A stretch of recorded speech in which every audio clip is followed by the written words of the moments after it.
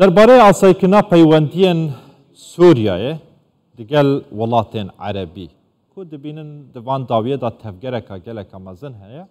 ku careka din Sûriya vegerîteve vê tevgera siyasiya çend salan ya berî 12 salan beriya ku Sûriya roproyê vê krîza ewlehî û xwepêşandanên navxwî û şerê navxwî bibîtin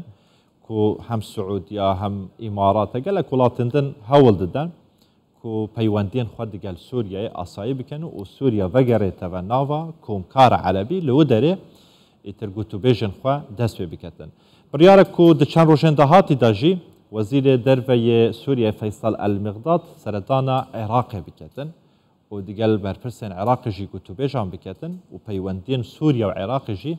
asayî biketin. Derbarê vê mijarê min mêvanek heye Berêz Elî Ebdulzehre şarezayê siyasî li Bexdayê digel me ye. Berêz tu bi xêratî ji bo Kurdistan 24 ev asayîbûna peywendiyên Sûriyayê û digel welatên Erebî tu çawa dibînî wê necahetê serkeftinê bînin?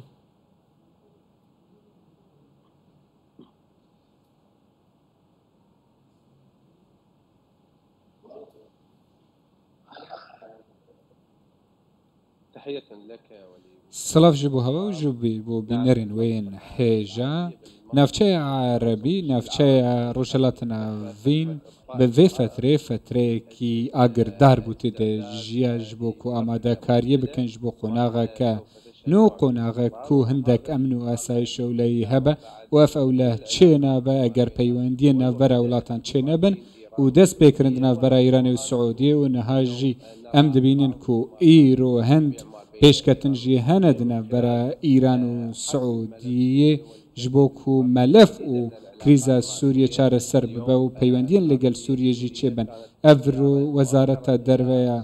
Sûriye bi serdanekê çûn Siûdiye û Îmarat û hindek welatên dinyên Erebî ku ev gelek giring bûn û ev ro jî Wezîrê Derve yê Siûdiyê çû Dimeshqê Sûriye û giftûgû dest pêkiriniyên du alî ji bo ku careke din peywendiyê di navbera her du welatan de û melefên di navbera her du welatan de careke din bêne gotûbêjkirin û di encamê de li gel hindek welatên din jiyên Erebî hemû bi hev re digihin xalekê ku Sûriye bigehe kursiya xwe di nava komkara Erebî de û ev jî nizîk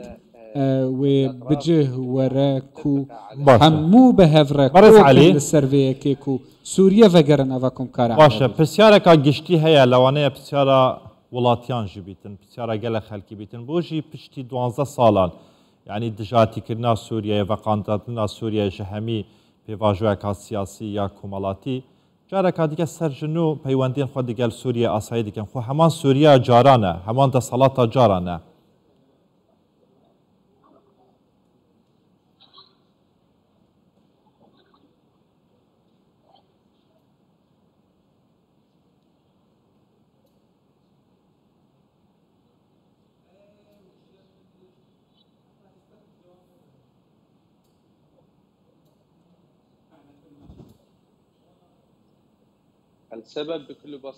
بله اگر گلک به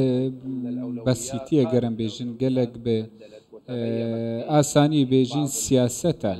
گلک ولاد گلک ملف دنا بروان ده تا گارتن پیش طرف دولت هنین عربی و هادتن کو سوریا پیوست نظام بشار اسد نمینه جبو کو اف پروژه کو هيا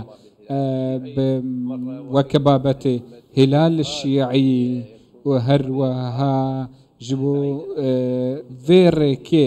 یا شاندنا گازه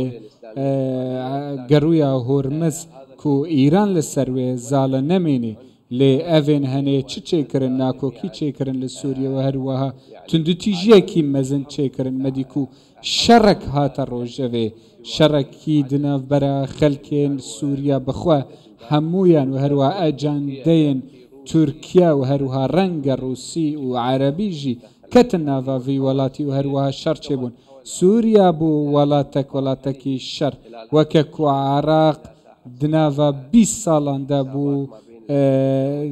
ولاتک بو گورپان تصفیه حسابات ولاتن دن و اجنداین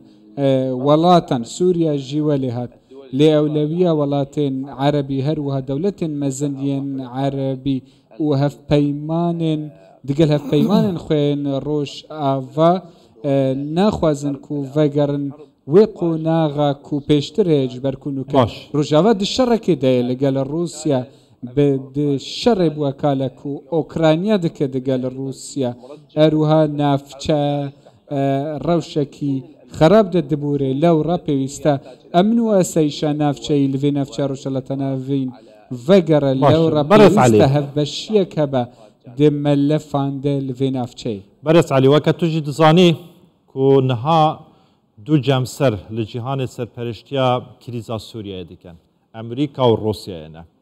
روسيا دقل ومانا بشار أسدي ومانا سوريا بفيدا صلاتي أمريكا دجي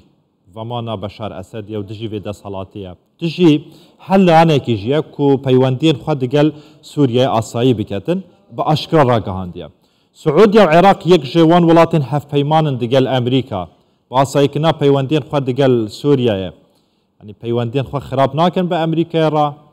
كيشر في داري دروس نابيتن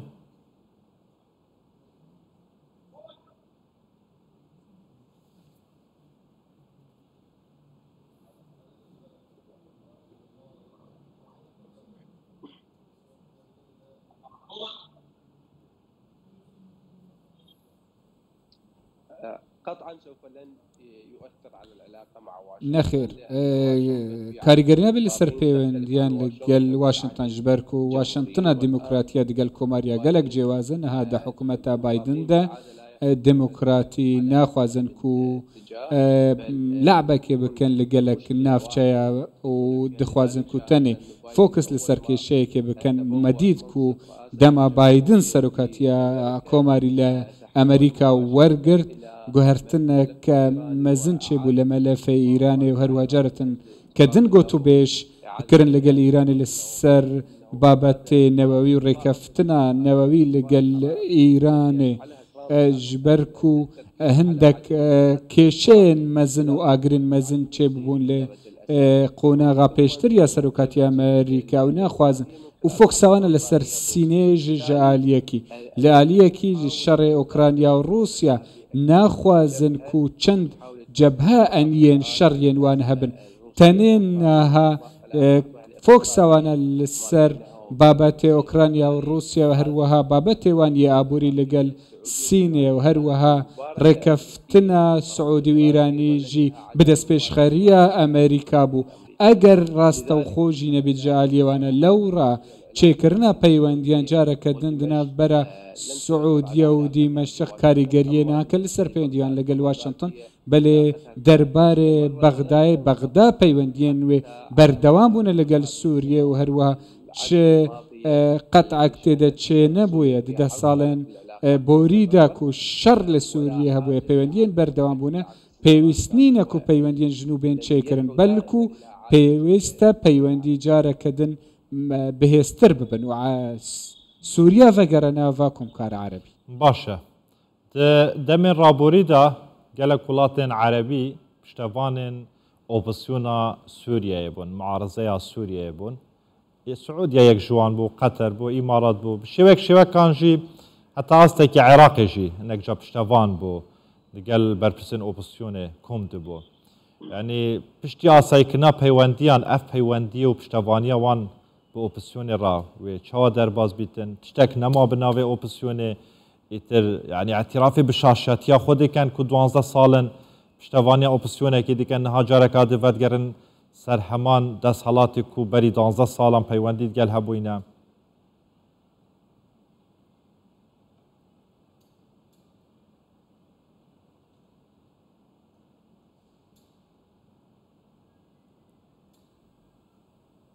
بارس علي زبارم قطبو يا هاتي راوستاندن بارم بروبلمك تكنيكي هيا بارس علي عبد الزهره شروكاري سياسي بكل بغداد قلما بو درباري اصايكنا بيواندين سياسيين دنافرا سوريا ولاتين عربي كو افدمك اف لفو تفقره دست بكيريا ئیتر وڵاتên عەرەبی دixwazin peywendên xwe bi Sûriye re asayî bikin ku 12 sala peywendên wan qut bûyne dijî vemana Beşar Esedî bûn dijî desthelata Beşar Esedî bûn lê niha çarê neçare careka din dixwazin ku peywendên xwe asayî bikin û weke ev pirsiyara min arasteyî birêz Elî Ebdûzühre kir ku di mavê wan 12 salan da ev hemû welatên Erebî piştevaniya opsyon û muarizeya Sûrî dikir niha li ser çi esasek li ser çi bingehek peywendên xwe careka dî asayî dikin digel Beşar Esed demekê da Beşar Esed weke tawanberê ceng dihate naskirin.